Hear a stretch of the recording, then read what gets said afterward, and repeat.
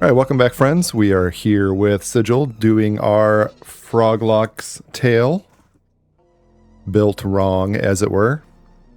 So I did make it up to level 10. I'm here in Blackborough, of course. I've mostly been fighting... Something's attacking me. I've mostly been fighting these gnolls just around this area, so the entrance is back over that way where you can see those two gnolls by that doorway. Oh, here we go. I've got all kinds of guys on me. Okay. So I've also been fighting by the other hallway. And also in that hallway there are some giant rats. So I've been fighting those guys. And I've made my way to level 10. I am going to keep going, probably level even further off camera, off recording. But I did want to jump in here and kind of just update on what's going on. Some things I've picked up already here in Blackborough. The level range in here is a little bit different. So it used to be... like at level 8 or so, you could immediately kind of go downstairs and start fighting. But there were a bunch of red mobs down there that are just a little bit higher. But then they also upped the overall like kind of density of mobs upstairs here, which is amazing. So there's a ton of blues. You can see these guys around. And then up on the ledge there, you've got that split paw sentry that I fought. You can pull him down. He's a level 10. And then back in here, you can do some fighting. So that split paw sentry seems to drop this crude arrow pretty often, so I've just been auto-merging those. But I want to pop in here, I want to show, at level 10, I can add wizard to the mix. So I am going to add that in, but real quick, let's just look at, what I've picked up here. I did pick up a couple of new bags, so let me fix the layout here of those. So yeah, I picked up a couple new bags, picked up some gear. So I've already picked up an onyx earring. So earlier we'd gotten the silver stud with some AC on it. Now I've got the onyx earring. It's up to +4 now with agility 6 on it. And also the silver ring, which has some AC on it. Both of these have dropped in here. Some of this stuff is just dropped from random gnolls, and some dropped from the giant rat that's back here. And also Tranix Darkpaw comes through here. Spawns from killing these other gnolls, and when he comes through, I've been killing him and getting some loot as well. So I got an earring, I got a ring, I got the rusty spike shoulder pads, so these drop up here as well. So they're AC 6, strength 8, minus some save versus magic, which means they're probably not something I want to keep forever. Gotten a couple of those. I just picked up this rawhide gorget. At +2, it's AC 5, but it's not, I think it's not better. It's AC 5 and no stats, whereas this is AC 2 and hit points, mana, and endurance. So for now, I'm going to stick with the trainer's bauble that we got from the snake quest earlier. Then I also picked up this balanced rat tooth, which is a ranged item, which means now I can actually, I've put ranged attack here on my bar. I can actually throw that sucker, and I can pull from range, which was something I was complaining about in the first video. Not complaining, but saying I wish I had a way to hit things. Of course, I'm about to add wizard, and I can just nuke things also. But that instant pull with the dagger is pretty nice. So a few upgrades. I'm just looking real quick. Oh yeah, and I also got the rawhide arm guard, so a little more AC and stamina. I swapped out the cloth wristband for that. So we're getting a few things. Some of the things that have dropped are this rat paw talisman, which is a neck item. Actually, now that this is +5, it's starting to get pretty good. It's a 7 AC, 7 mana, 7 wisdom, which definitely beats out the rawhide gorget and probably beats out our other neck as well. I'll have to think about that. I didn't use it at first because it was wisdom and mana, and I was running a rogue and a warrior. And but like I said, I am about to add whiz, so we'll have to think about that a little bit more. Also picking up some Gnoll Fangs. I don't know if I'll turn them in over in Kanos or not, but might as well just loot them up. That's kind of the upgrades we've gotten. Nothing that's replaced our weapons or anything yet. So I'm going to, after this fight here with Tranix, I will jump in and maybe go back by the entrance door. Okay, so there's that onyx earring that we have here. Oh, one more fight here. I'm going to switch to striker stance. So I have been using my stances a little more. Striker's really nice for just getting in the rogue stabs, doing some extra damage. I was staying mostly in offensive stance before. I've jumped into evasive now as needed. So getting more into the stance game as you go up in levels, it really makes sense to start paying more attention to that. I'll just auto merge this with my existing one. And he gave another crude arrow, so we just merge that up too. Let's head over to the entrance and let's look at, just kind of get out of the way of all these mobs, and we will look at, actually I think just for the sake of continuing on, I'm just going to run outside. All right, we're outside here. It's a bunch of people out here. I'm just going to run out here a little bit.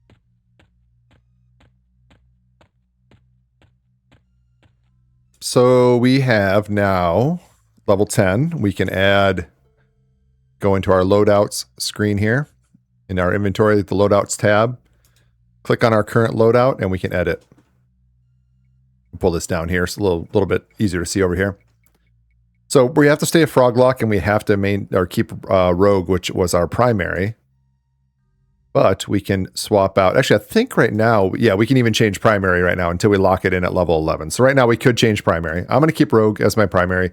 I probably wouldn't pick Rogue as my primary in my first run once we get to live, because that really locks you in there. I would probably pick something that's versatile that can go across multiple different setups. Something like a shaman or a bard or maybe enchanter, maybe druid. Something that has a lot of utility. But for now, we're going to stick with Rogue and we're going to go to our secondary. So we're going to keep Warrior. So we don't want to change out Warrior, which is here. So we'll keep that. And we're going to add Wizard. So the bottom two here. So Rogue, Warrior, Wizard. So we can't change our deity because we are still the Rogue, which locks us into Inneruk. We can't change our city. We still start in the Wraith Mountains. And then UI and equipment. So I have some options here. I can use the current loadout, like what I have saved for this loadout, or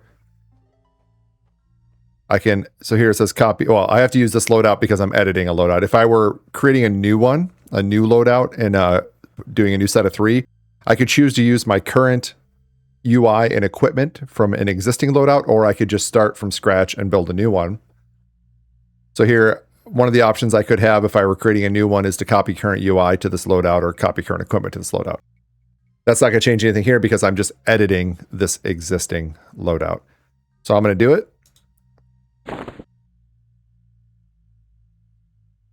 Luckily, Kinos Hills is apparently a place that you can actually change loadout. I wondered if I'd have to run all the way back over into Kinos real quick, but I did not have to.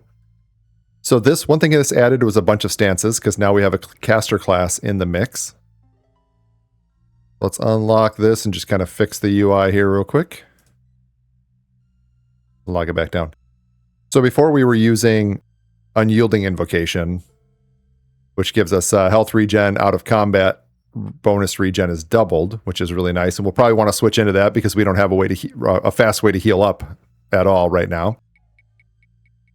But we also have now a lot of caster invocations. So what we're going to have to do is take a look at which one makes sense. So we can do, Channeler lets us reduce damage, and we can continue casting.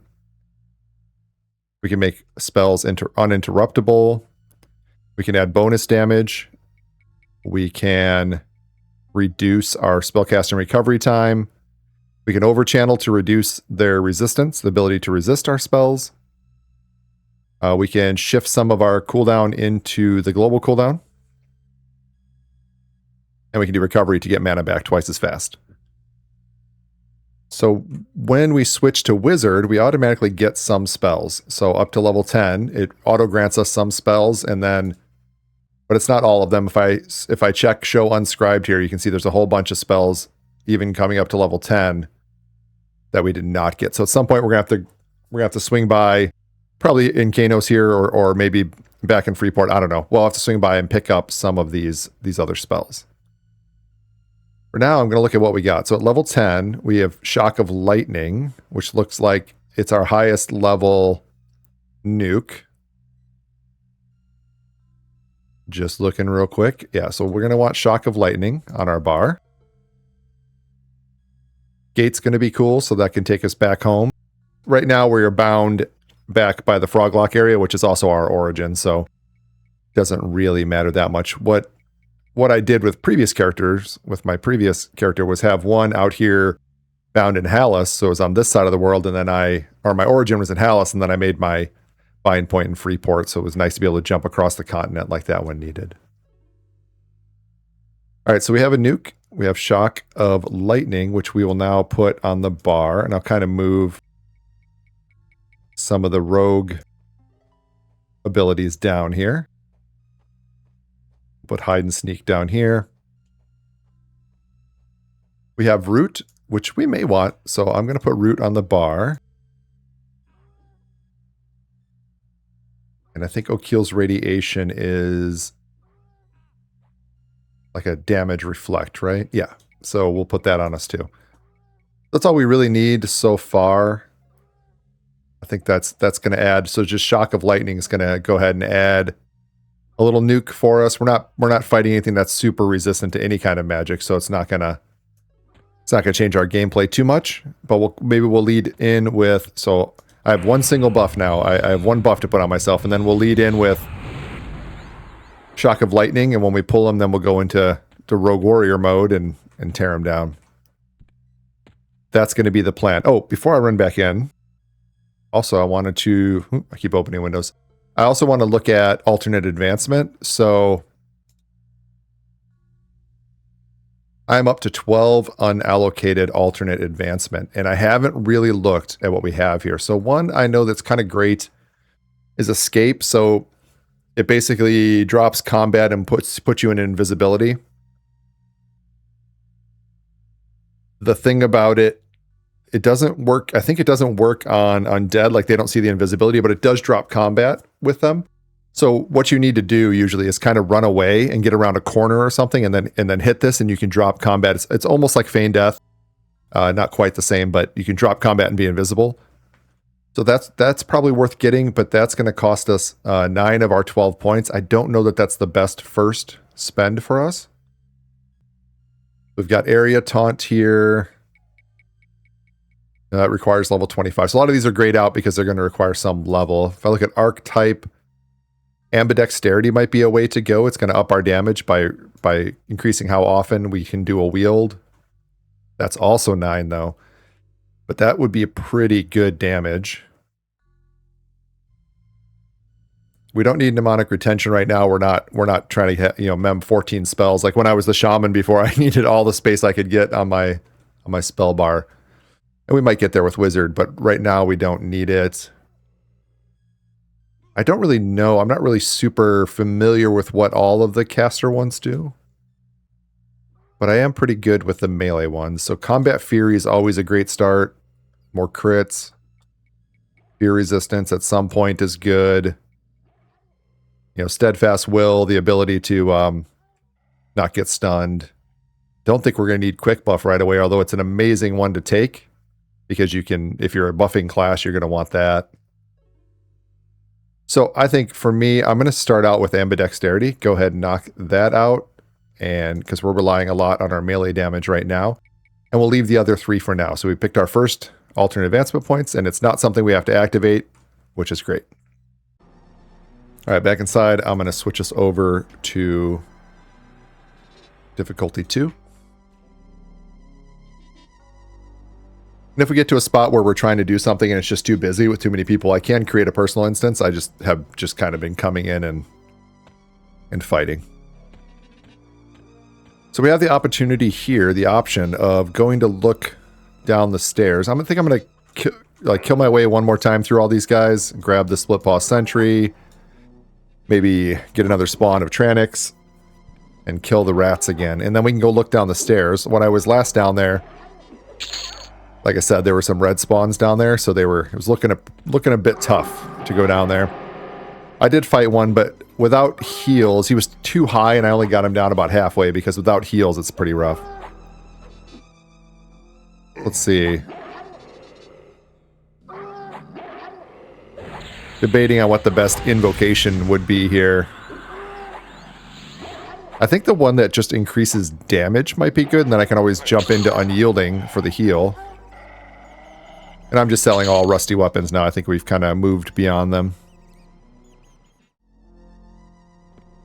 Okay, so I decided I'm just going to stay in Unyielding Invocation for that extra healing, and for now I'll also stick around in Offensive Stance. But now we can start to use our shock of lightning, do some big damage up front, and then get into fighting. We also have that option, like I could just cast it right now, but we also have the option to grab runners with a nuke, which is really nice. So for example, I'm getting some, got to get those evocation skills up, but I can still get some nukes in.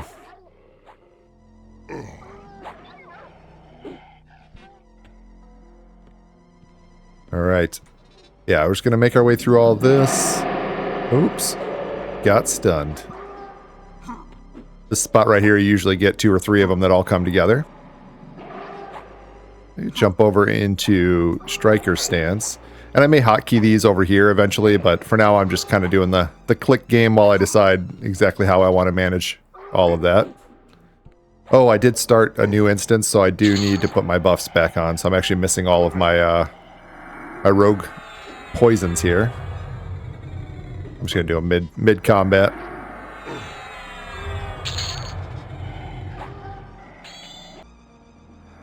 I think we'll stick with weakening poison as our utility poison.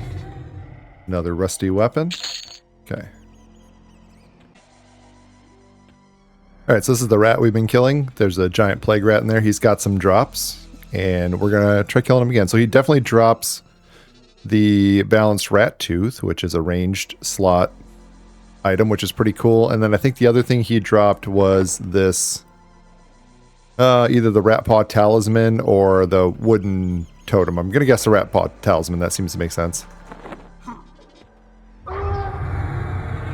It looks like he's an enchanter in there, so we're going to give him a go. This Tranix? Oh, it's Tranix. I saw on the...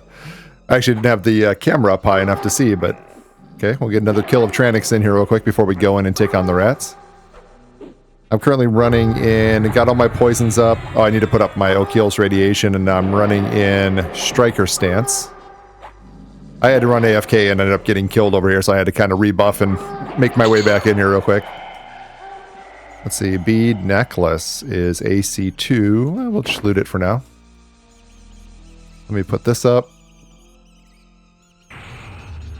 So I'm going to pull with a nuke on the giant plague rat. Not the pet. I want to get the actual rat if I can. Giant plague rat, there we go. So he's a warrior enchanter this time around. Looks like I'll be able to get him with a nuke to start. And then we're going to get... He's got a couple of companions with him that we're going to get here, but I'm going to try to just stay on... And I already screwed it up. I'm going to try to stay on the main giant plague rat. I'd already accidentally clicked and retargeted. We'll see if we can knock him down. Because when he goes, then we'll also take down his pet, which is a paladin, which is going to have a lay on hands. So we'll see what happens here. This is a rough one. Enchanter's got a pretty good pet, and then Warrior's got some good tankiness as he gets lower. We do have Cleave going, so that is going to work down these other rats. So if we can get the main rat down, then we can switch to the other ones, and it should go pretty quickly. Here we go. Maybe another good hit. Okay, so he and his pet are down. And now these other ones are lower level than us, so we should be able to tear them up pretty good. Doesn't look like any great drop, although we did get a moat, so that's pretty exciting. We can auto-store that, and we'll just auto-sell the ears. Alright, so my plan for now... Well, actually, I don't know if we got anything, because it would have... Okay, we got a rat paw talisman, which did merge up into the other rat paw talismans, which is this guy... Which, again, is looking pretty good for a neck. AC 7, mana 7. Like, at some point, that AC and mana start to outweigh the other things here, but I think we're good for now. Okay, so we've got Wizard in the mix. We're now nuking. We've got a couple new spells. We've got a damage reflect buff, although it's only a 1 minute duration, so you do have to keep putting it up there pretty often, but hey, might be useful to keep up. So very early wizard game here of being able to nuke on our way in, and then we're still strong with the melee. And like you saw there, it's kind of a win or nothing, because if we can't heal We don't have any heals other than our lifesteal from our poison. So that's our only option. So there is some, like right now I'm going to be waiting on my health. I've got the health regen running here. Or not regen, but unyielding invocation, which gives me some good health regen in combat, and then out of combat it's just the waiting on the doubled regen. So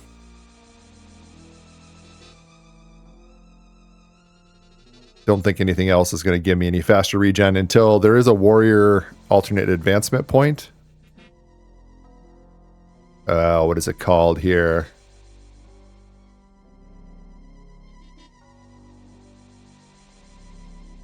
Yeah, so there's a warrior alternate advancement, warrior's endurance, that gives you faster health regen. So that we're gonna want to pick that up once we can. That's gonna cost us 6. That was probably one we could have grabbed. Oh no, you have to be level 30. I was like, it could have maybe one we could have grabbed, but I thought it was grayed out. So at level 30, we're definitely gonna want to pick that up to just increase our out of combat regen time, because otherwise we'll end up waiting a really long time. So there are the weaknesses of this build. You know, a lot of damage up front. We can nuke, and then we can be in striker stance. We can backstab, cleave, and do all those things to really tear someone down. And I think the wizard will start to bring even more tools. So like right now I could, for example, I could root this guy, and I could do, you know, the wizard move of root and nuke a couple times before he gets to me. And of course, Tranix is coming in to ruin my entire point, but we could nuke him down for a while until root broke, and then we could get into combat with him, and that might be a really cool way to do it too. We could also jump ourselves over to like an evasive stance and just use our rogue and warrior to tank while we nuke. So we do have some cool wizard options, and I'll start playing around with those. But for now, I think the plan's going to be to keep going in this area till about level 12 or so, and then start to look at heading down the stairs. So yeah, this guy, so he's actually still rooted. I'm going to root him again, or try to. All my spell skills are low, so doesn't matter. I killed him really fast, but you get the idea. We will have that as an option, and we will try to use that later. So I'm gonna keep going, keep working it up. I'm gonna, when level 11 comes around, I'll catch it on video, but I'm gonna lock in on rogue, warrior, wizard, and we'll keep it moving forward here. I am doing some of the leveling and stuff just off recording, just to be able to move faster and, you know, just focus on the gameplay and not so much the chit chat. But I want to get in all the highlights and also talk about, you know, what I'm feeling as limitations of the class. I'm definitely feeling the lack of a heal. With my last setup had the shaman heal from the very beginning, and that was actually my last 2 setups have had shaman heal from the very beginning, and they really made a difference in my ability to just like fight and go and fight and go. So I will say that. This might be already starting to be a little slower than someone who can do any kind of out of combat healing. And there's another AA point. So I'll keep going on this, and we'll check back in a little while, and maybe we'll start to head downstairs and see what's going on down there and start tracking down some of the other named spawns.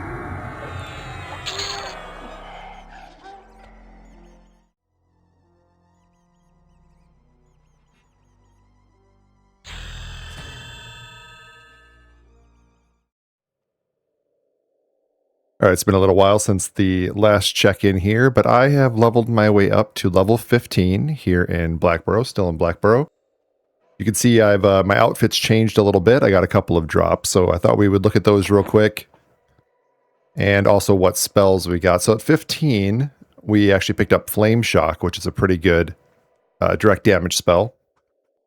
So I put that on the bar here, and it's in our number 2 slot there. And then we also have Project Lightning, which is an AoE for up to 8 creatures, which it's a point blank AoE around me, which is good. We've been getting into a lot of fights where we end up with a bunch of gnolls around us. So I haven't given this a shot yet, but we're going to give it a try. I actually got it last level and haven't tried it yet, but we are going to give it a try. For drops, we've had a bunch of things drop that are interesting. We finally got a chest piece, the Vagrant's Tunic, and we've gotten a couple versions of it. I'll show you where that's dropping. It gives you mana preservation 1, but it's also just good stats all around. Unfortunately, it's wisdom, which isn't great for us, but it is good AC, good hit points, and has some saves attached to it. We're currently using that, and this is the leather look on Froglok's. Very handsome looking fellow, I suppose. Gives me like, I don't know why, but it gives me like Robin Hood vibes a little bit. Still using the same weapons, the giant snake fang, which is up to +7 now because we've been killing these giant snakes that are up here. You can see them behind me there. We've been auto-merging those. We're up to +7, and we're using the blood needle +3. Now, I think we're going to try to swap out for the Nullhide Lariat, if we can get it up a little higher, because it does have the stun effect, which would be super cool in our offhand. Right now, it's not as good of a ratio as the blood needle, but we're still killing the things that might drop it, or the thing that might drop it, so. In there, we also picked up some gloves, just cloth gloves, but you can see they give kind of a hand wrap look to them, which would be really cool if you were, I guess, a Froglok monk. You'd have the like cool little hand wraps. We picked up a new bracer. Some of these we might have had last time. I think we've been improving one of our earrings here too. We've gotten some drops for those. We've got a silver ring, gives some AC, and then we've got this copper band, which is just kind of a place filler. So I think we can get rid of some of this stuff that's in our inventory. So we have ringmail mantle, which is AC 7. And our current shoulders are the rusty spiked shoulder pads, which are AC 7, but strength 9. So I don't foresee us wanting to get rid of that strength, even if we level up the ringmail mantle. So I'll throw it in the bag for the moment, but we'll probably won't go with it. Some of these we've seen before. We do have the neck, the rawhide gorget +2, which we've looked at before. I took off the woven leg plates in lieu of these rawhide leg plates. We're not going to see upgrades to woven in here, I don't think, anymore, but we will see more rawhide, and they're already the same AC. So I'm going to go ahead and just get rid of these. The woven girth, the belt, was replaced by the dark paw sash, which we've bumped up a little bit. It's AC 7, Dex 7 now. So we can go ahead and get rid of this. The studded leather collar. So if we look at our neck here, we've got AC 2, hit point mana, endurance +10. I've killed enough stuff that the studded leather collar has leveled up now, and it's AC 8, strength 6, and stamina 6. That's huge. So we will go ahead and swap that in. I don't think we're going to have any reason to ever go back to the trainer's bauble from that low-level quest we did. So I will go ahead and lose that thing. We picked up a golden earring, so that's AC 3, which I think just kind of matches. Okay, this one's agility instead of AC, but we'll keep it here and see if we can level it up a little bit or not. Oh yeah, this can go too. We'll never level that up enough to matter. We have the woven tunic that I just replaced with this vagrant's tunic, which can go. If it's already been attuned to us, if we've already worn it, then we don't get any sellout for it. But the other stuff we get sellouts. I'm not going to use these, but I did want to show there is a hunting bow that drops in here. So we've got it up to +5. Now it drops pretty often from random gnolls. It's not good damage. The ratio is not good. But you get arrows and hunting bow from upstairs, mostly from the guys that are upstairs. And these are pretty good. So I'm going to keep them and just let them keep stacking, and then I'll sell them later. But it could be good if you don't have a ranged item already.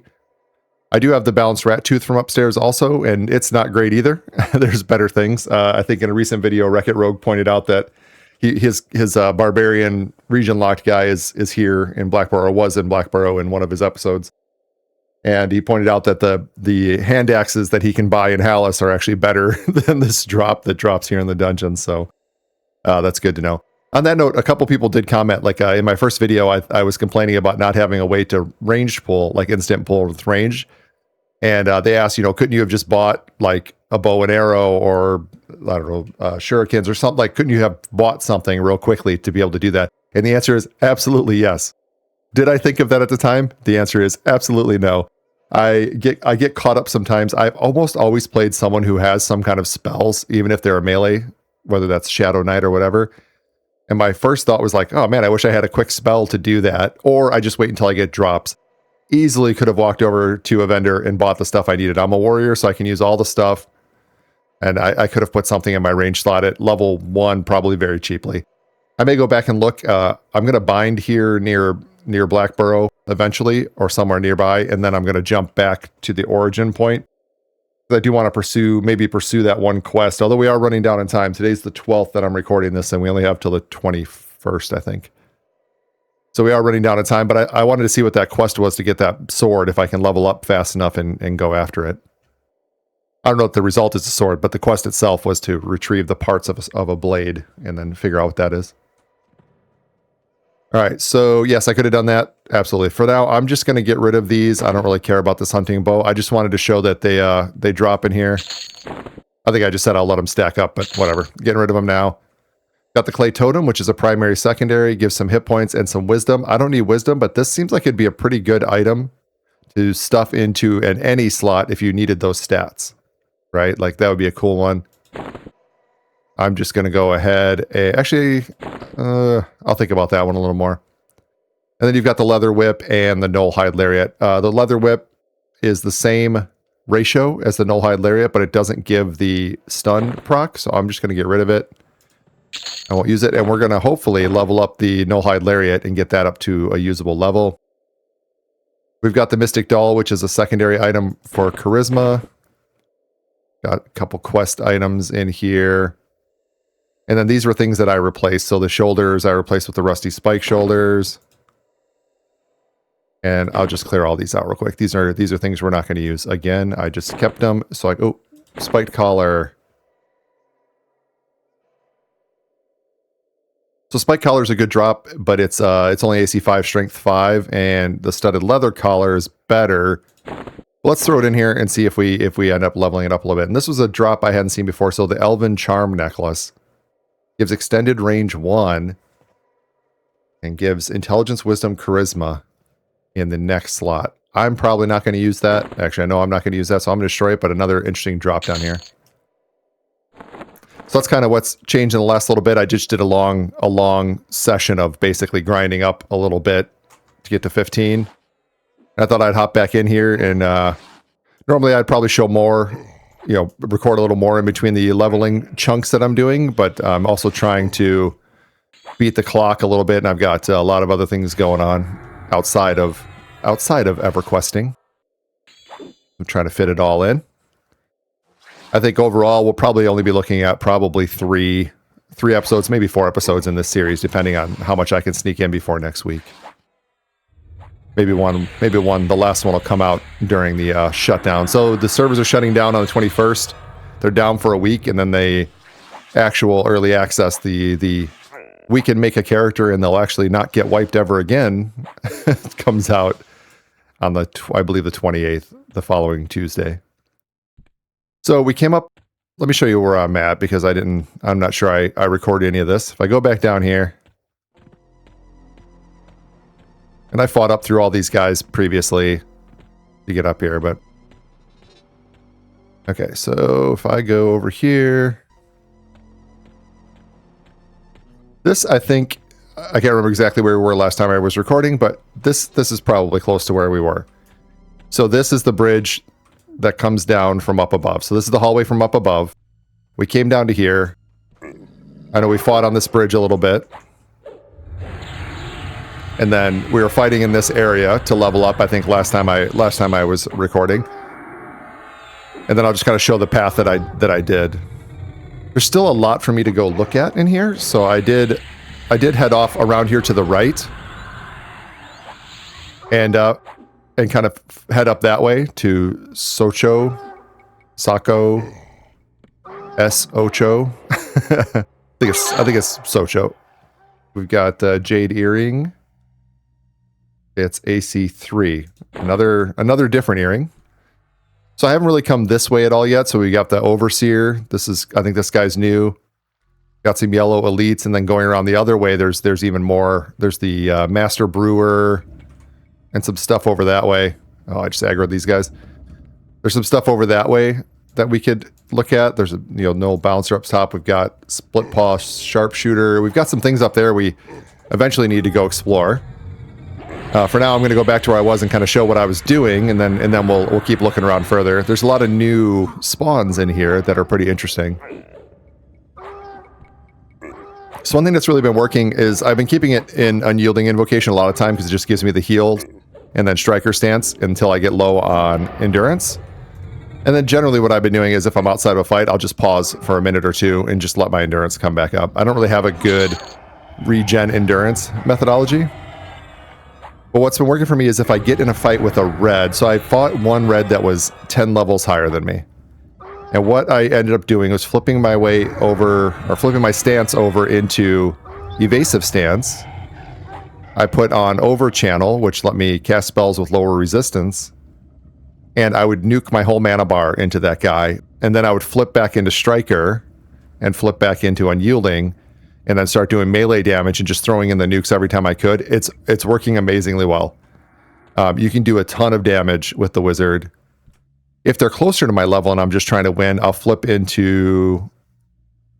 Apparently I want to say flip for everything with the with the Froglok, but is it empowering? Yeah, empowering invocation. It costs a little more mana, but it will do more damage. So, and that actually gets stronger if you have other intelligence classes. So if you're all caster, that would be a pretty strong stance for you to do extra damage.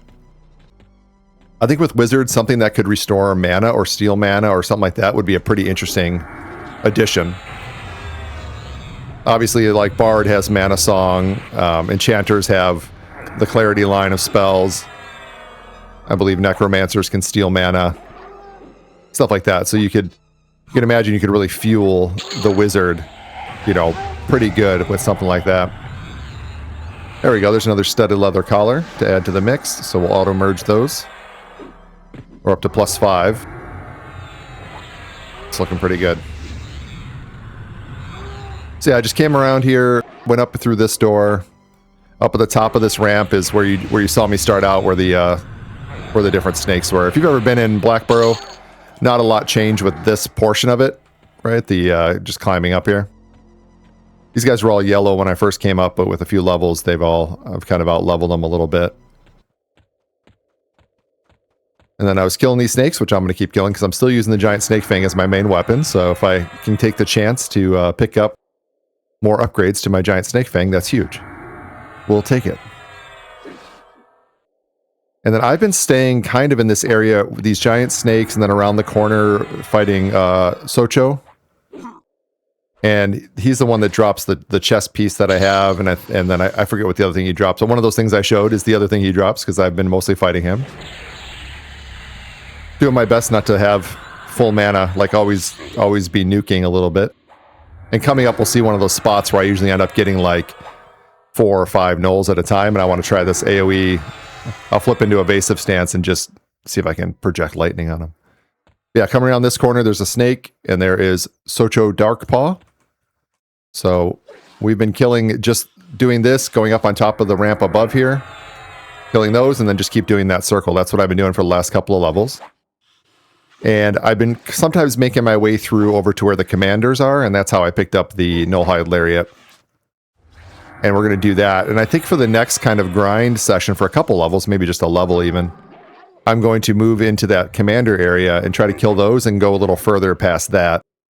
And I think once I get to about 16, 17, 18, somewhere around there, I'm going to go down to that area where we just looked at, where the brewer was, where the sharpshooter was, and all those. And I'm just going to camp that area then. And my plan is to get probably all the way up to 20 in here. Okay, so he drops the Darkpaw Sash. So he drops the chest piece I have and then the Darkpaw Sash. And we've already seen I've been leveling up the Darkpaw Sash. So these are the two main things that he drops, which is they're great drops for our class mix here. At 20, I could head my way over to like Befallen and just do a couple levels in Befallen to pick up some of that good gear. And then I could follow that up with going to Najina. And I think that's what I'll do. And what I'll probably do is head to Befallen. I'm probably not going to do a ton of recording in Befallen. I spent I think almost 2 episodes in my last series in Befallen. I think a lot of people are showing Befallen at this point. We're pretty familiar with it, but I do want to pick up a couple of the drops. So I might make my way over there, maybe crank out to level 25 or something once I get up there, and then we'll just do a recap afterwards of what's going on. Okay, so someone cleared this out recently. There's usually a bunch of spawns here, and this is usually where I get a bunch of guys on me. And then if you come up here, you've got the Null Commander, the Guardsman, there's a High Shaman, and there's some other spawns up here, so... There's the Null High Shaman. I do mix and match Shaman, a man who uses Sha, and Shaman, and I don't know, that's just the way it's going to be. You're going to have to forgive my pronunciation of fantasy words. Just hear it the way that you would want to hear it. Okay, so you can see I'm taking pretty good damage here, but not too bad considering that I'm just in striker stance, you know, laying it on, so... And that the nukes are so good, especially when they look like they crit. Like, if I get a good stab in at the same time that I nuke, it's just crazy. I got stunned there. Okay, so that Elven Charm necklace apparently drops from the Null High Shaman. And I'm just going to auto-sell it. That's not something I'm going to want on this character. It may be something that I would stack up if I knew I was going to do, like, different builds later. But with this run, I mean, 9 days and he's deleted, so we'll just let that one go.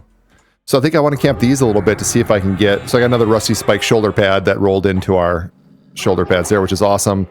I'd like to get a couple more Nullhide Lariats, so I want to kind of keep camping these guys out over here.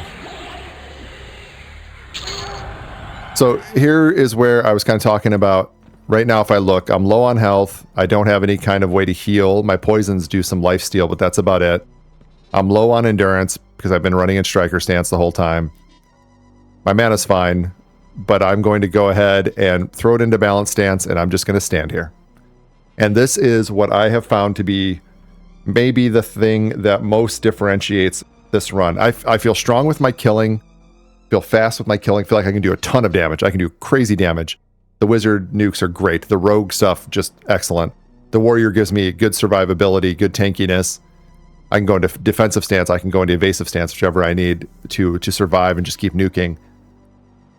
But once I'm down, once I'm hurt, once my life is low, once my endurance is low, the only thing I can do is wait. Just stand here and wait. And that is something that differentiates it from my previous runs where I always had a class in my mix that could heal or do endurance regen or something like that, or mana regen, and those speed up my time between combats. But you just saw, I did like 6 or 7 combats in a row, and then I had to take a break. And in just my talking about it now, in that minute or whatever, I'm almost back up to full health, I'm up to full endurance already, and I can get back to fighting. Slows you down? Yes. Is it significant? I would say no. But I'm also, you know, normally I play EverQuest on emulator servers where, with that classic feel to them, where it's this, that would be insane to heal up that fast outside of combat. But here we go. I'm already full health, full everything, and I'm right back in. Still got my poison buffs, and here we go. I've been absolutely terrible about keeping up my damage reflect from Wakil's radiation, but it's only doing 2 damage at this point, so it's probably at level 15. That's probably not worth my time. So I'm not too worried about it. And I think once we leave here for good, probably at level 20. So here's that hunting bow and the arrows that I was talking about that I've been dropping. I'm just going to auto sell them now because I don't want them, but you can easily pick up that bow. And I believe there's a better bow that drops in here too. I just haven't actually come across it yet. But we're still exploring. We're still figuring out what's new. So yeah, that's what's been going on. And I'm really liking this new Black Burrow setup so far. It's always a dungeon that I've liked, and it's always been one that's kind of been neglected because it didn't have much going on for good drops in it. Like, usually you'd come and hit the commanders and, I don't know, maybe a couple other things, but mostly you'd hit those and get out of here. But here, with the new setup, even on the first floor, you've got a named spawn you can go after, which is awesome. With Tranix up there on the top floor, you've got the rats that are dropping stuff. So you've got a lot of opportunity, and then there's a lot of stuff that just drops randomly from anything. So it's feeling really good. I'll flip myself back into striker stance here. I was like, my endurance isn't going down at all. Yeah, because you're not using it.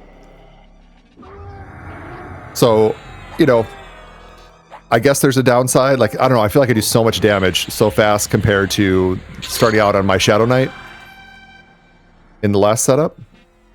I do have 12 AAs again, so we are going to have a little session here where we decide on some alternate advancement points. They just come real fast at low levels, so it's pretty awesome.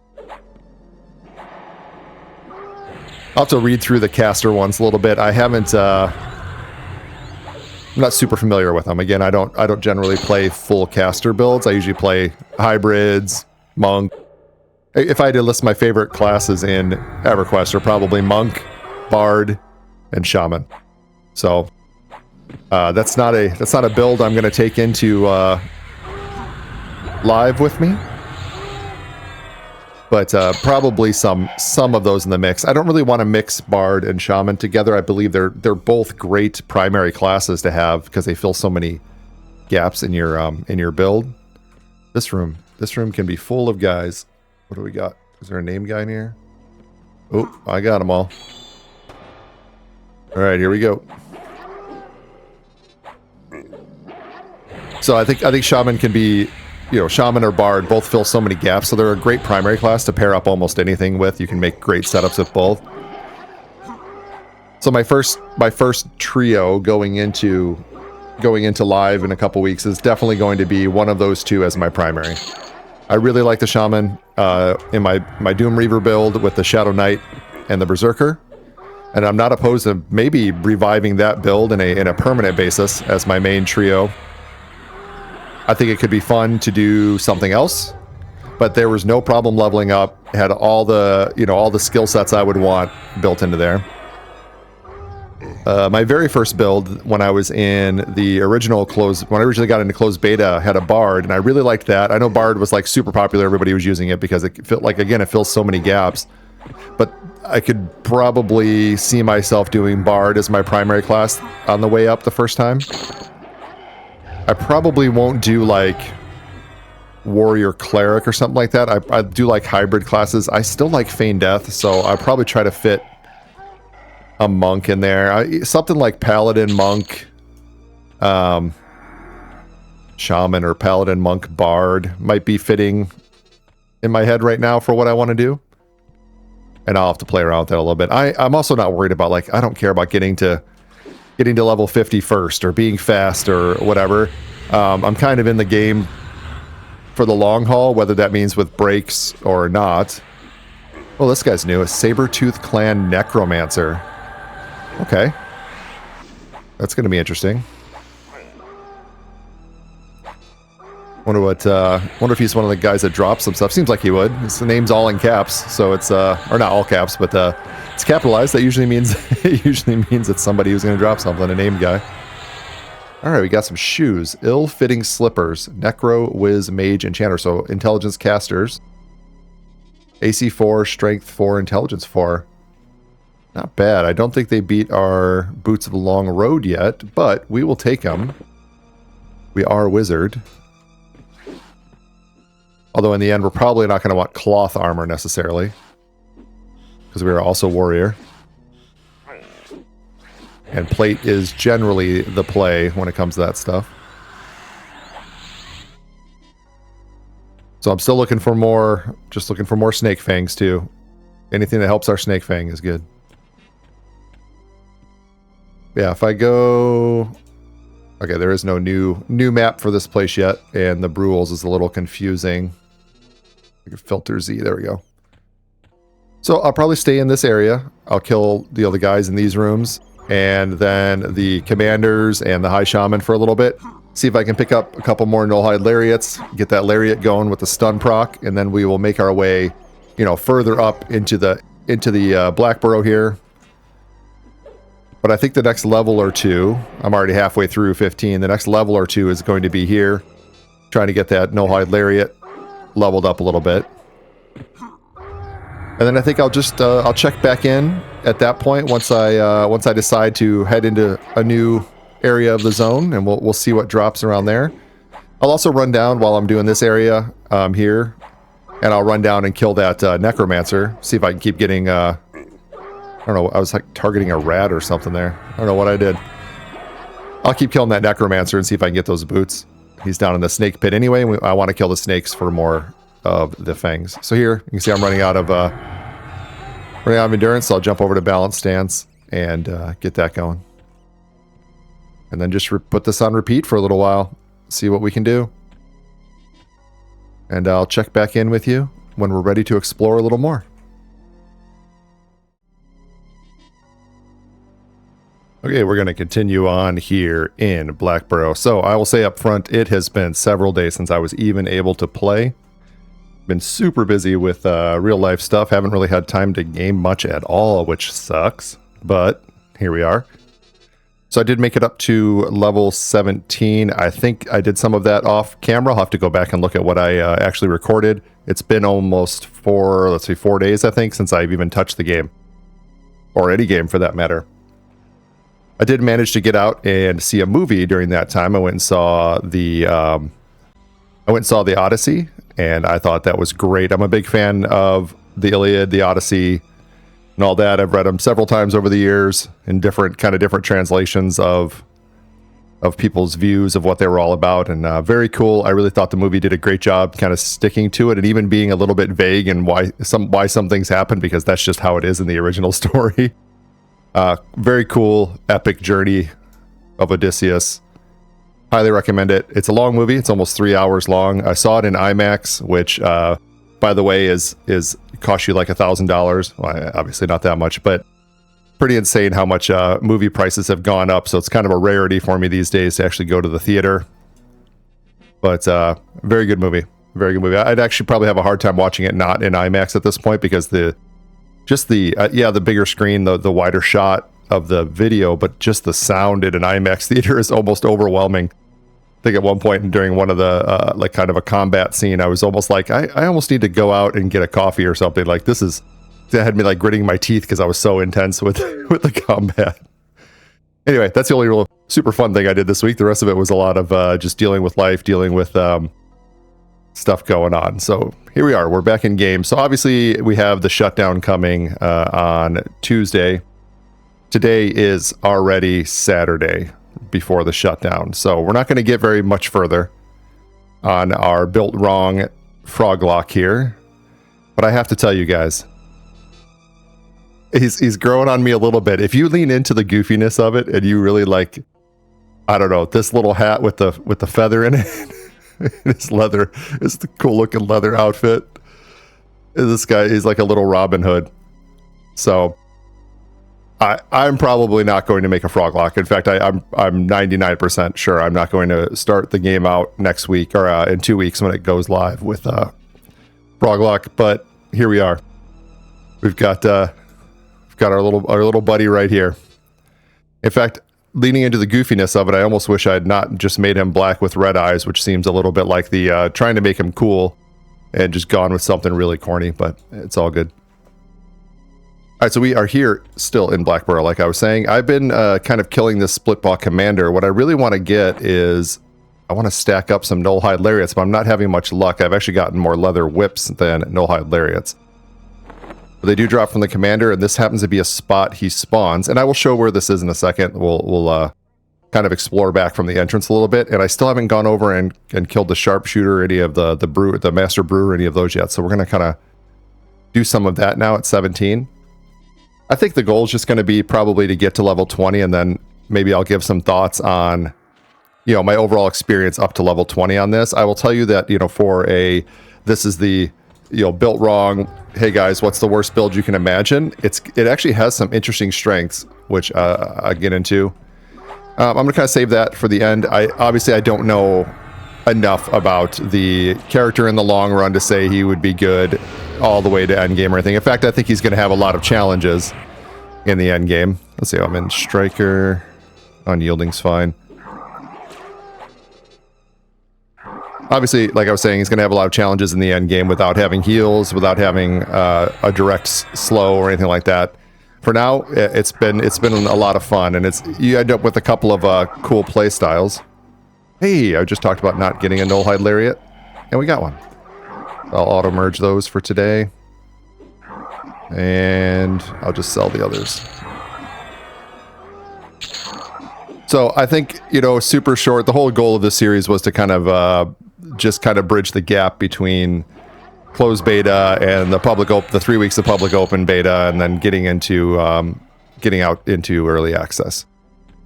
And I ended up bridging that with a whole bunch of work stuff and life stuff instead of gaming. So, and that's all right.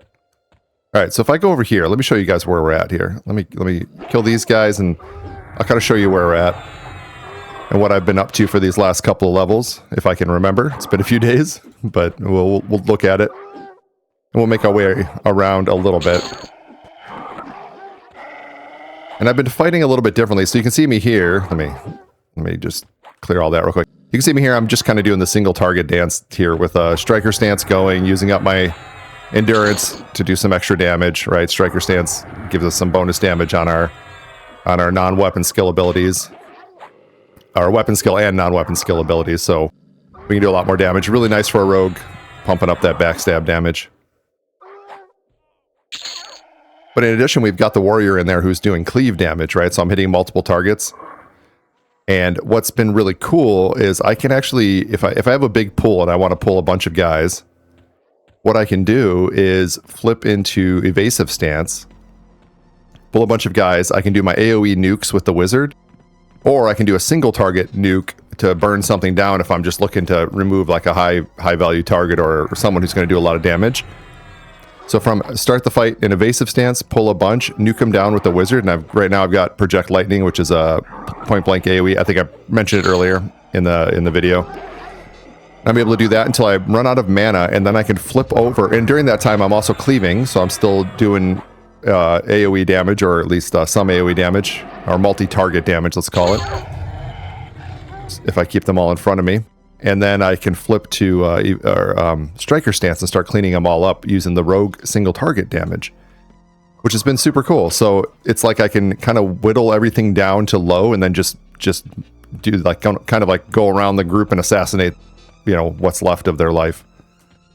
So that part's been super cool. Again, you know, the downside is no healing for, you know, between fight recovery, or even saving a fight through healing, or lay on hands, or mend, or something like that. So that is a big weakness of this thing.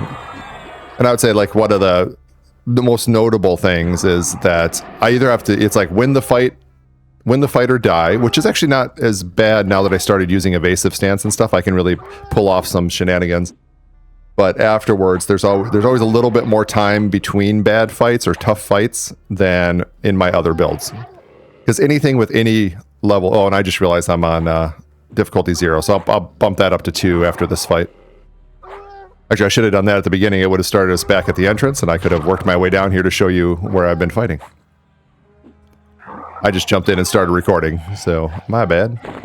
So let's go ahead and jump up to difficulty 2. You cannot... Oh, I'm still... You have to wait till this little light is green here to see that you're out of combat. So let me try it now. And we'll go to difficulty 2. Boom. And I have stayed true to the difficulty 2 rule that I set, except for, obviously, sometimes right when I log in, if it doesn't log me into difficulty 2, I don't notice right away. So it's probably been a little bit of D0 fighting. But yeah, from the entryway, I'm just going back down the stairs, or down the ramp here. And I'll fight whatever's on the way here for some experience. So these guys have grayed out. They're not worth much anymore, or worth anything anymore. This is a low buff build too, because I really only have my my rogue poisons. And if I look at spells, what I've been given for free is, you know, I have a root, but a lot of it's the damage spells of the wizard, and the only other thing I have is the reflective shield of Okiel's radiation, which is like 2 points of damage, so I've kind of just stopped casting that altogether. Yeah, so here's the shaman we just fought. So come down here, across this ramp. I'll go ahead and fight this guy again.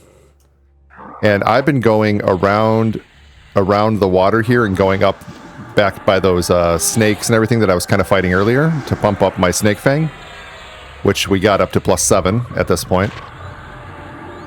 And then that up there, kind of back in that area, there are a couple of names. So you already saw me fighting the High Shaman and stuff like that, and then going over to that Necromancer guy. And then I, found that there's that spot where that split paw commander spawns, and I was working on getting myself some null-hide lariats, and I'll probably head back over there at some point and work on it a little more. Although actually I didn't look at what, so it's +2 now, it's a 0.2. So null-hide lariat is a 0.2, but the leather whip's a 0.233, which is actually better than blood needle at this point. But blood needle gives intelligence and agility. This is just damage, so maybe I'll keep the blood needle for the moment.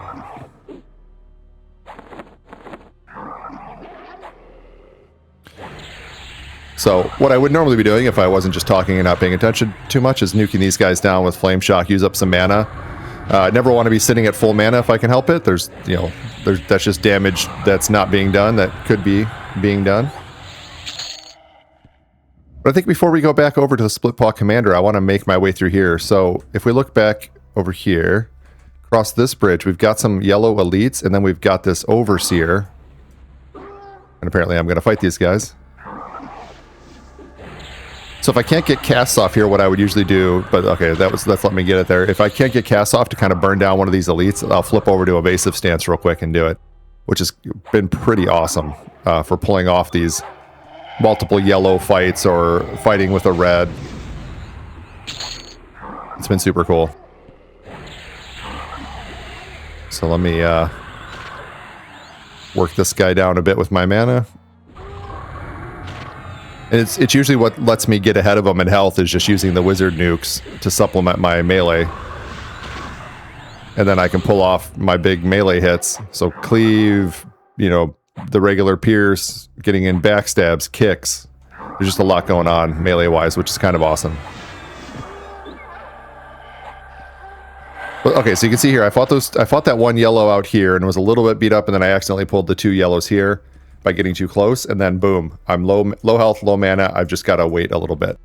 But real quick, like I was saying, there's a Sabertooth Overseer out here, there's the elite, and then there's some guys up to the right. So we're going to check all that out.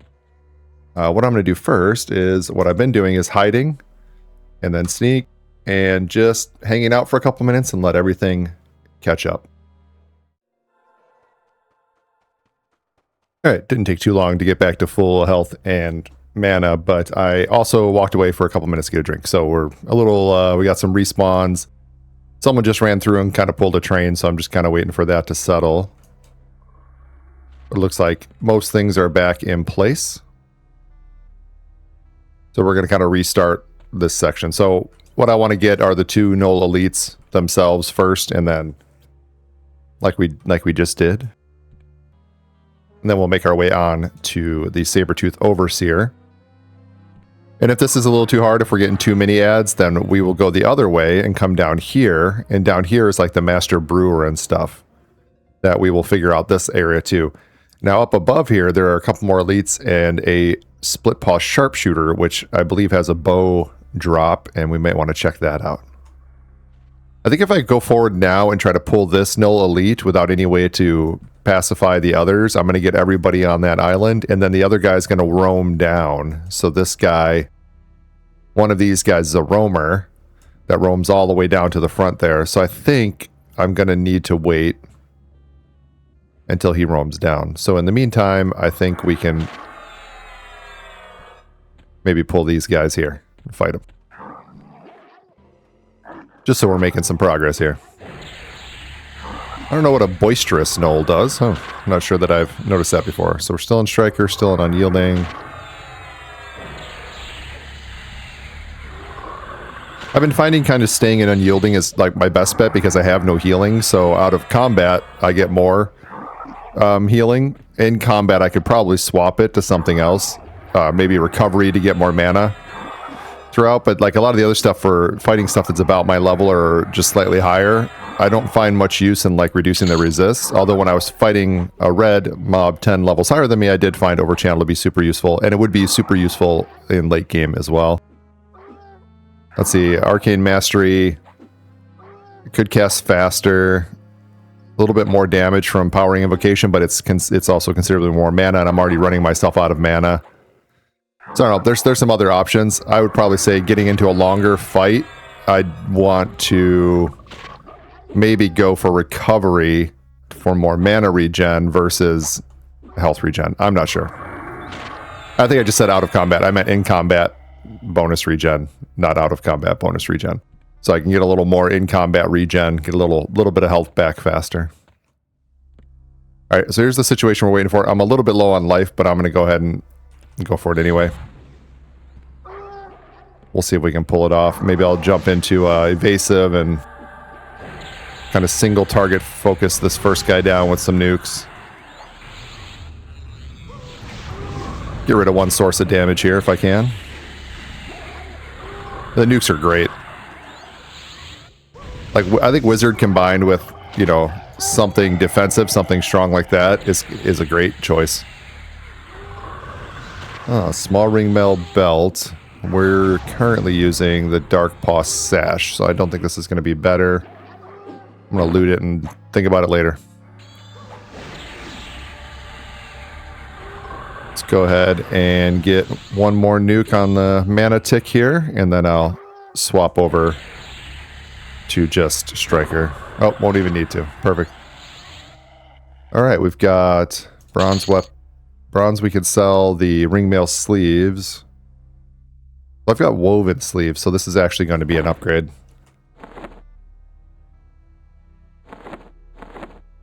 We'll go ahead and pop those in. And we get the first piece of chain that we have on this guy. Oh, that's kind of cool looking. Looking good. For a frog. So now I'm not going to walk away this time and while I'm resting up, but we'll let this rest up real quick. We'll get back some health and mana and we'll go into the next fight. Alright, we're almost full health, so I'm going to keep moving forward. I keep seeing Rak has fallen to the ground here, so Rak looks like he's a 17 Monk, Bard, Berserker, Troll, which is kind of cool. Monk Troll, Bard Troll, I don't know, that's some fun stuff right there. It looks like he's getting some feign death fails, but that's alright. So I'm in evasive stance, because I'm just going to try to focus down this Overseer as fast as I can here with nukes. I could do a little bit more AoE and try to hit the other elite, but I think getting rid of this source of damage entirely is going to be the smart move, and then I can just fight the null elite down like normal. Okay, and now we're working on the null elite. I'll go ahead and stay in evasive while I use up the rest of my mana. Try to get some damage in on him, and then... what was that? Damage in on him? Try to get some damage in on this guy, and then I'll flip over to Striker. We'll see if we can, we'll just throw in a nuke every time we can. Alright, so we got a Hardened Bark Breastplate. War Cleric, Pal, Ranger, Shadow Knight, Bard, Rogue, Berserker. So it's like a male piece. 19 AC. Wow. Wow. Plus 18 endurance and some saves. 19 AC. That seems insane to me. So the Vagrant's Tunic we're currently using is AC 12. And it has Wisdom, so we don't even really need that. This is quite the upgrade. Okay, so we'll want to kill this guy a few times over the next couple of levels for sure. And this should give us the male graphics for our chest piece too. Very cool. Oh. The elite is spawning behind us. I'm going to back him up a little bit. Well, let me focus and take care of this business. And we want to continue up the ramp here. Oh, there's Rak. He's out there singing the beautiful music of his people. The troll peoples. And this should be the roamer. So we'll take care of this guy. We'll heal up just... oh no, this is the guy from over on the edge there. It might be the roamer, and he was out on the edge there, but he was kind of on the ledge behind us. I can't believe that breastplate. That seems crazy good. Especially if that was just the +2 version, and it could be bumped up from there. That's really good. Alright. I think we're going to hang here for just long enough to get a little bit of mana back and health. What we may find is that I'm not actually able to get ahead of these spawns, and I have to kind of camp here for a little bit. But we're already more than halfway to level 18, so it's not going to take us long to get there. I really want to take on this split paw sharpshooter. Also, I think there's a way to come from behind up there, but I don't remember. Oh, maybe it's this one I'm thinking of. It comes from this area from behind. And then down here we've got the brewers. So there's the null bouncer there. There's the brewer and a null. And there's a master brewer that spawns in here too, and I haven't seen what that guy drops yet either. All right, we've got enough mana and health to get in here. Oh, maybe not. We pulled everybody. Yeah, this is probably going to be a reset. Let's see what I can do. Into evasive stance. I do have full endurance, so I can last for a while in evasive stance. I'm going to pour single target mana into just try to get rid of a couple of guys here. Or at least one. And we got a healer in the mix, who's going to make it very hard. And I'm out of mana. Yeah, this is likely a respawn for us and then coming back into it and giving it a go. But that's going to be the goal. The goal is going to be to get up here, kill this sharpshooter, see what he drops. Keep killing this overseer, I think. And if I can get more of those breastplates, that's crazy. But we've ended up with one of these guys is we've got a ranger, shaman, warrior, ranger, and ranger. So lots of people with small heals plus a shaman in the mix to help out. And you can see I'm getting debuffed all to hell here. So that's going to be the plan for a little while. I think what I'm going to do is work on getting that overseer down a few times, and then also making my way around to fight the split paw commander, so I can keep working on that nullhide lariat. And I'm going to do those two things back and forth. And I think what we'll do is and I'll try to make a couple of levels too here. So I think the goal will be to do a bit of a leveling montage here and just crank out a little bit more experience so we can continue to see how it feels. I'd like to see what spells we get over the next couple levels. And I know there's a ton of patch notes in the time since I last played as well. And one of the things was Tranix's Darkpaw doesn't come to the zone line anymore. You just saw he kind of curved away. He used to come right past here and aggro every time, but that's helpful for people in here hanging out. I haven't gone through all the patch notes. There's a ton of them this time. They're just doing so much work, getting things ready. You know, there's more and more coming so fast. It's awesome. So I'm going to work on that. I'll put in a bit of a montage here. I don't know about music. I haven't made anything yet. So if I get a chance, I'll try to put in a good Froglok song, Froglok and Blackburrow song. If not, you might just get some whatever I can find for some montage music, and we'll go from there. And then I'll kind of review what I picked up. So, you know, I'm just going to keep fighting the guys down here that are blue. I'll break in at some point, and if I can manage to get myself up to fight this sharpshooter, if I can make it up that ramp after I make a level or whatever, I'll break in there, and we'll do that together rather than doing it just you know, off camera or in a montage. But for now, this is my kind of home, is this little area right here, and then I'll make a trip around to the split paw commander and give him a quick go, and we'll do that for a little while, make a couple levels. Gonna be awesome.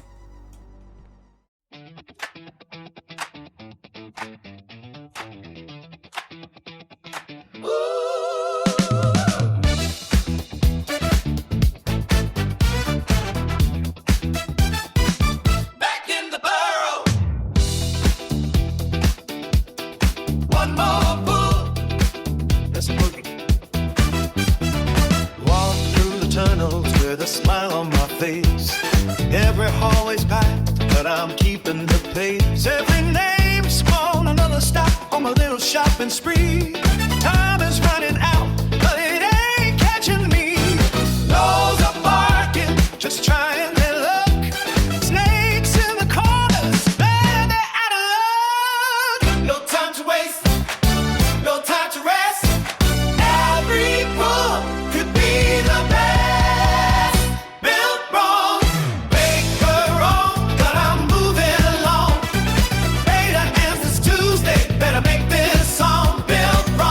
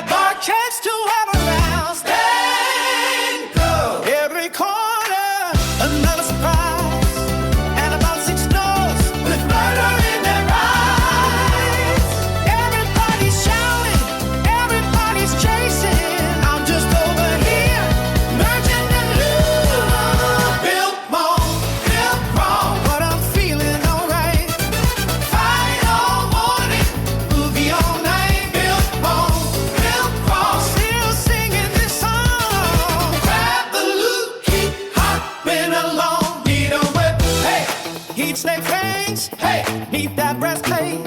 Hey, need one more name. Master Brewer.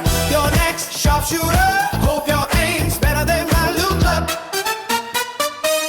Down with fangs, armor, loot with fangs, armor, smooth. Side flip, fang shot, backstab. Built wrong, never looks so right. Turn it black or roll. It's a disco night. Built wrong. This is where I belong. The loot keeps dropping, I keep hopping along. One more pull, one more cool, one more song. Pain is almost over, still hopping along. Built wrong.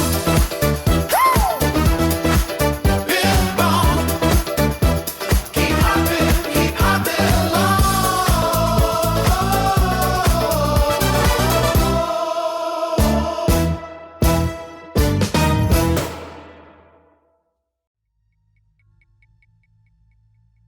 All right, we are almost level 20. We're at 95% through level 19. I did some of that off camera and didn't have it in the montage necessarily, but hopefully you enjoyed the montage. So we're going to head down here and we are going to finish out to level 20. Somewhere around there is where I'm going to wrap up this video and this very short 2-episode series, if you will, if you can call that a series. I knew it wouldn't be too much, like I said earlier, because we're just running up against the end of the public open beta, and I just had a lot going on. And I knew I wanted to take somewhat of a break, so it worked out fine. So I did go around and do a bunch of stuff during that. I did end up going ahead and killing the Master Brewer over here, and he dropped this keg mallet, which I'll put up on the screen here. Super good weapon. It's a one-hand blunt. It's got a 0.4. Now that's a keg mallet plus 3. It's got a 0.4 ratio. It's got some stamina and wisdom on it. Very nice weapon. Extremely overpowered at this level, but you know, that seems to be the trend in the revamped dungeons, is they're raising kind of the overall power level, and they're going through. They've done a lot of and there it is, level 20. We made it. I'm gonna talk a little more, so I'm gonna keep fighting, but they're going through and revamping the low level dungeons.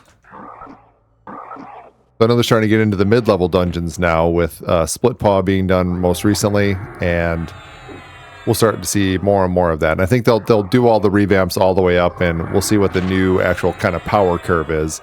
It seems like these low-level things are super overpowered because they were the first dungeons that were revamped, so they're just ending up with really good items. But if that power curve continues, we'll just end up at a much higher power level overall. So Keg Mallet, really cool, from the Master Brewer, who is right over there. And we're going to go kill him again here in a second. I also picked up Sharp Claws. These are I just realized these are Monk and Beast, and I am not using them at all. So I actually have those. I saw the .333 and just started using them. Could be why I was having a hard time with them. So let me switch back in the giant snake fang. That's really funny. I probably did 2 levels with those, maybe more. I might have even done more, 3 levels with those claws in. That's kind of hilarious. So then I'll just grab something that has some stats to throw back into. So here's some strength and AC, but it has minus magic. Here's some AC and mana.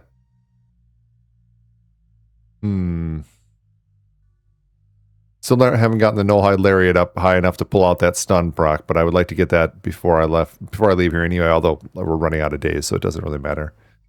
So let me just throw this chest piece in any slot for some stats, and I've got the dagger in my offhand. But this Keg Mallet's really nice. The claw's really nice too for Monk and Beast. 0.333, and it has a laceration effect on it. Laceration reduces healing that they can receive. That's kind of awesome. And we picked up some other things too. So upgraded the chest piece from killing this guy out here. The Overseer, we've got it up to a +4. It's super good. It's, in fact, ridiculously good. I don't know. There's a bunch of loot down here you can get. Good stuff. I also picked up the Refugee Shroud, which actually has the effect Shrink, so you can cast Shrink on yourself. And that's from on the back side of this little island where the Overseer is. There's a guy back there who drops that. He's a Split Paw Refugee or something like that. He drops that, which is super cool, especially if you're a large race. I actually haven't tried it here to shrink my frog yet, but I could put it on and use the shrink effect. You do have to attune it to use the shrink effect, so.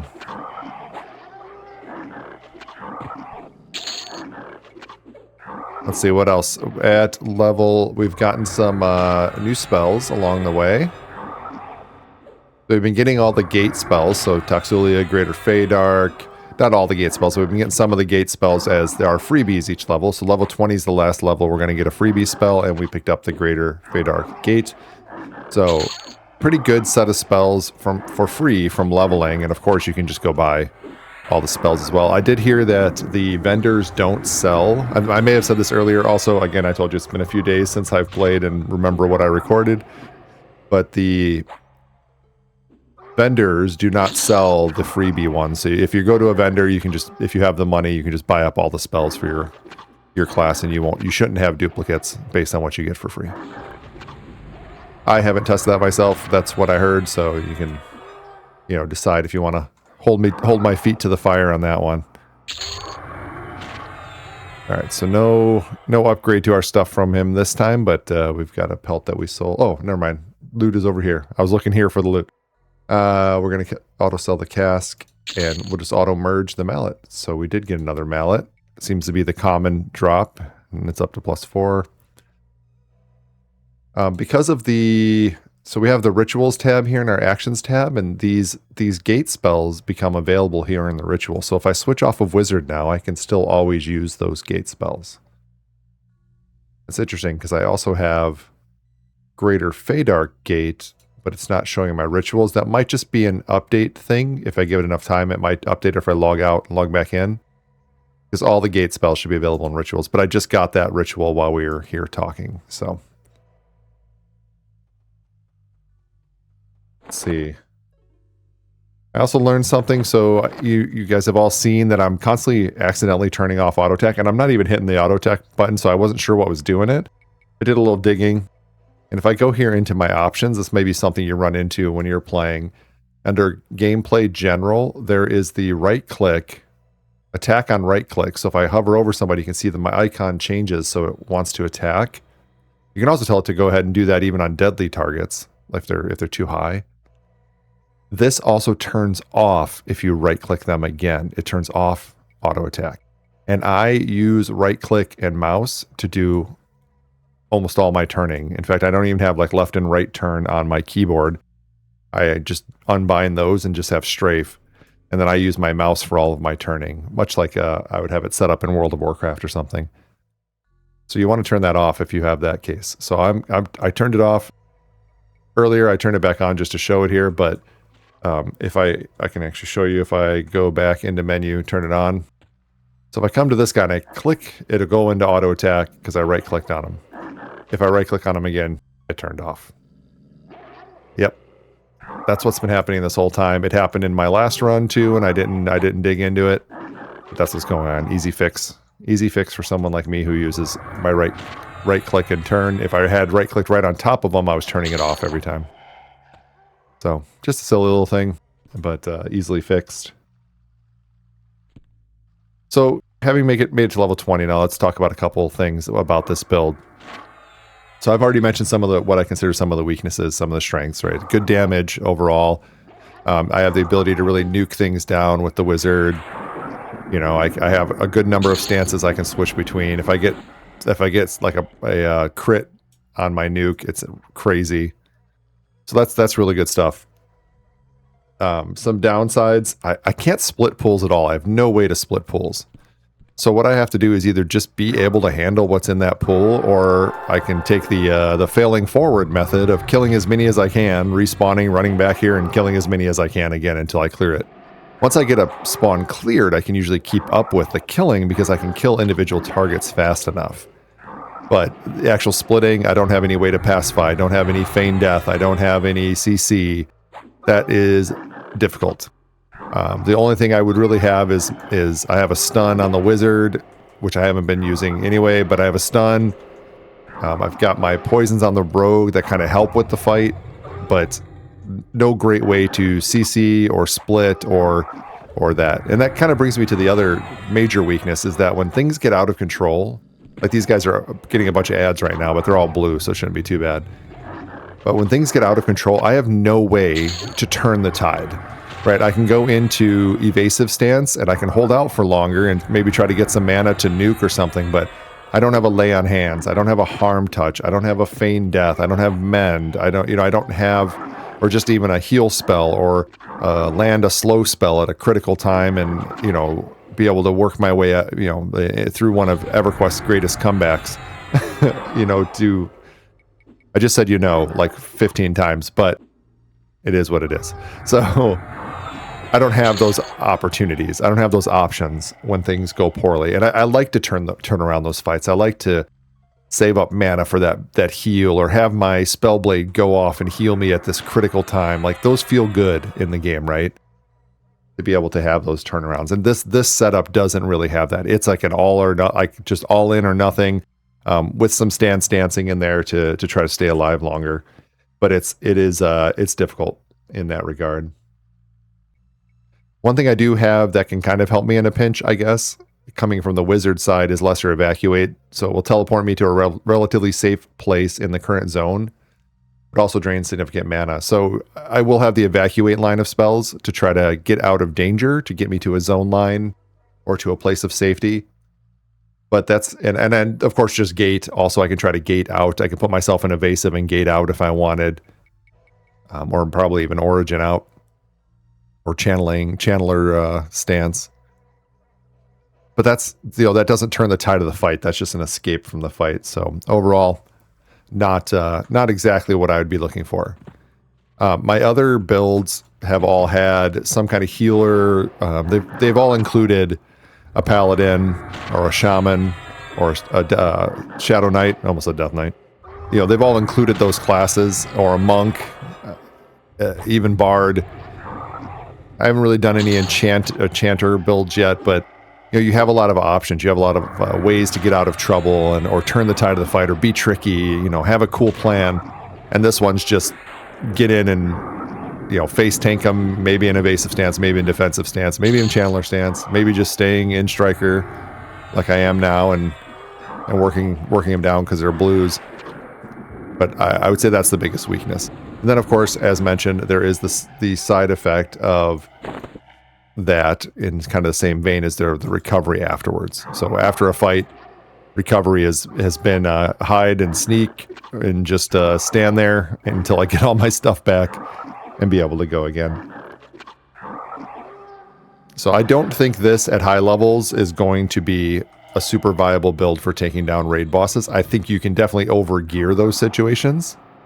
And you could, pump up if you pump up all your gear along the way, you're going to overgear a lot of scenarios, a lot of situations, if you get enough AA points. So this build might work in the sense that, you could really crank it up through AAs or gear. I haven't dug too deep into what all AAs are available. Now, I did take Escape from the Rogue because I was thinking that might be another way to help get me out of trouble.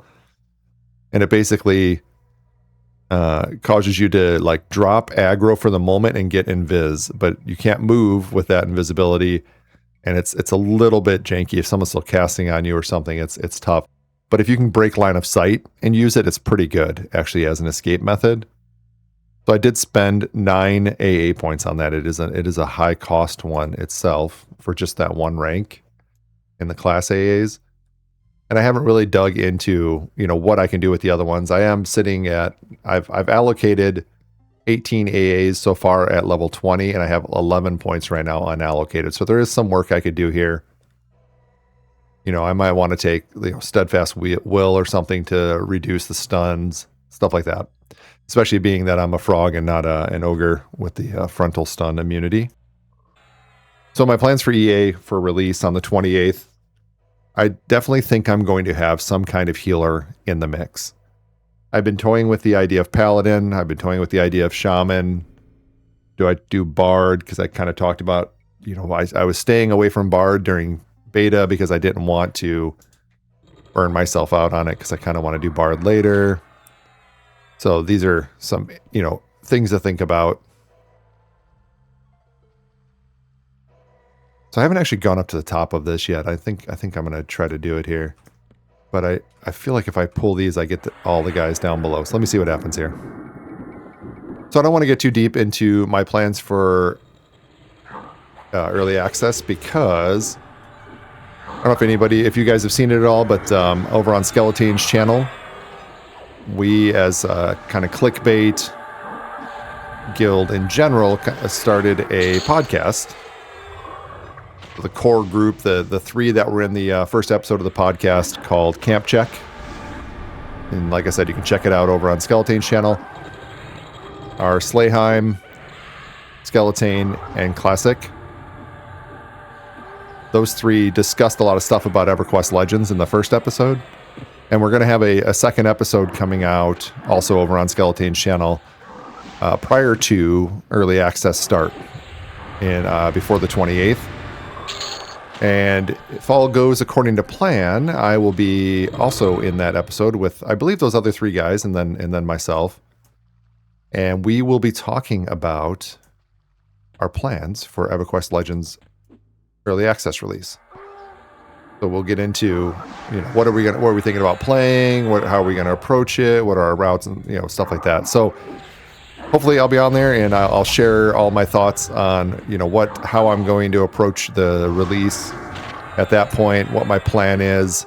Like a lot of other people, I do have kind of a plan to level up someone with ports first, whether that's Wizard or Druid, so I can have those as rituals, so I can use them even when I'm in other classes, just for convenience sake. So I'll level those up first. And then swap into something else. So this is the guy, I haven't killed this guy yet, the Split Paw Explorer. So I haven't even seen all of the new spawns in here yet. I've been bouncing around killing a lot of things, but I've also been trying to kind of level up the things I do have. So I'm kind of against this wall, but let me move out so we're not dealing with that head bob. Okay, so this guy dropped some boots.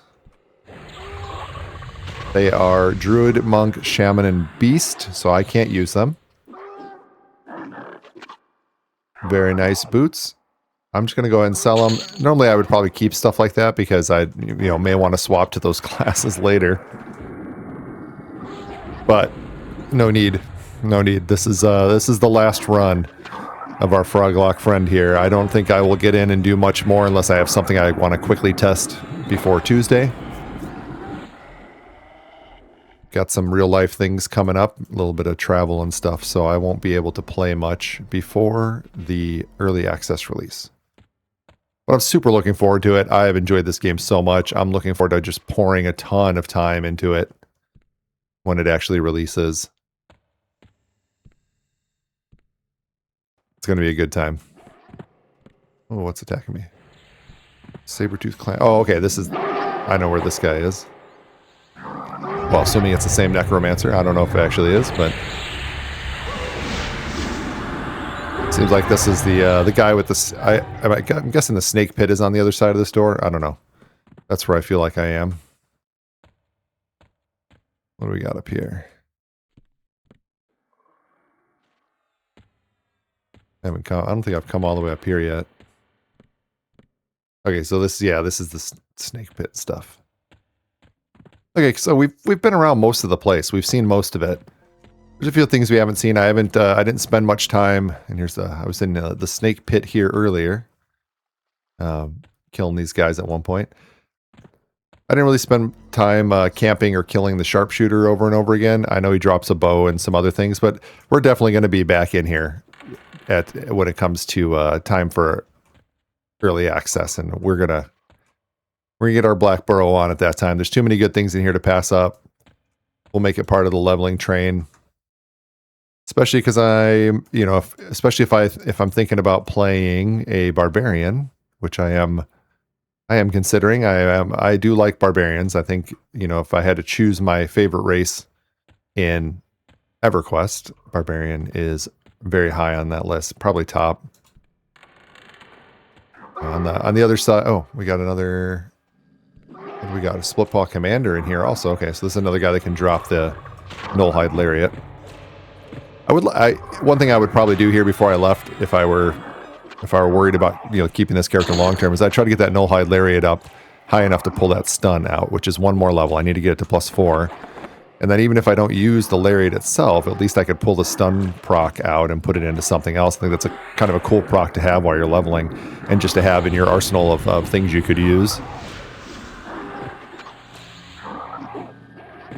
So yeah, we're gonna wrap it up here. I enjoyed this experiment, and if I had more time, I would really try to see how far I could go with this guy and see what the challenges are, and see where we really hit a wall as far as the ability to take down raid targets and such. If we even did hit the wall, it may be that we can just take them down.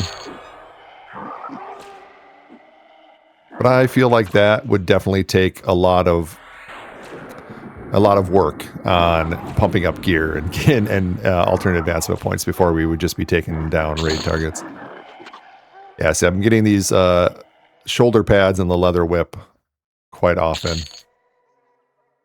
from the commanders, so not a lot of luck there.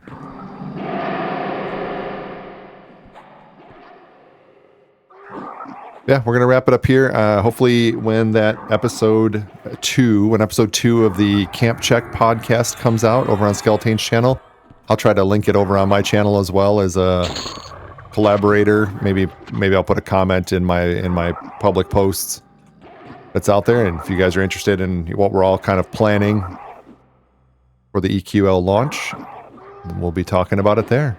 And probably a bunch of other stuff too. We can tend to get off topic sometimes, so that can be fun as well. Yeah, this has been a blast. I would love to do something like this again in the future. Maybe figure out what is the worst build, how I can be built wrong, if you will, and give it a go. I also like the idea of a randomizer run.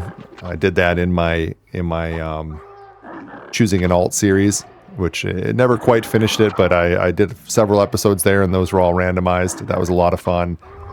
There's a lot of challenge modes we can try out once this game comes out for real, and we can push. So I'll tell you, one part of my plan will be to have a main character here on the Hallis server that I play as my just playing for real, playing to get high level, do all the stuff, and really chase all the achievements and everything. And then on the Ogok server, Ogok, I think it's Ogok server, I'm also going to have, I'm going to do challenge modes over there. And I think that's kind of the plan of most of us, most of the group that I play with, Clickbait Boys. We're all going to have kind of challenge modes running as well.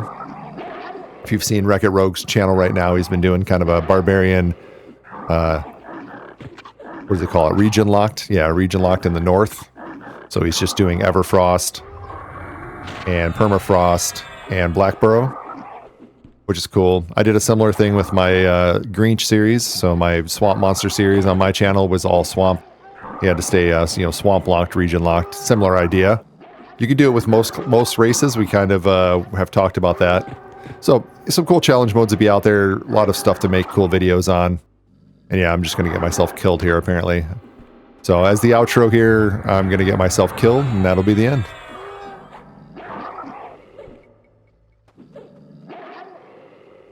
And there it is. All right, guys. Thanks so much for watching. Hope you enjoyed the couple of episodes we had with this character. Definitely wish I could have put out a couple more. It's been really interesting, and it would have been nice to get over and see Najina. But here we are. So I will see you guys in EverQuest Legends on the 28th when we get to early access. Super looking forward to it. Make sure you stop by Hallis. Shoot me a whisper. Shoot me a tell. Say hi. Give me a hard time if you want. Whatever. All right, guys. Take care. Hey everyone, Sigil here. Thank you for checking out the very short-lived Built Wrong series in the Everquest Legends public open beta. We'll be back at it once Everquest Legends goes into early access on the 28th of July. So if you want to see more, go ahead and hit those YouTube buttons and you'll get alerted when the next one comes out, and I'll see you there. Thanks for watching.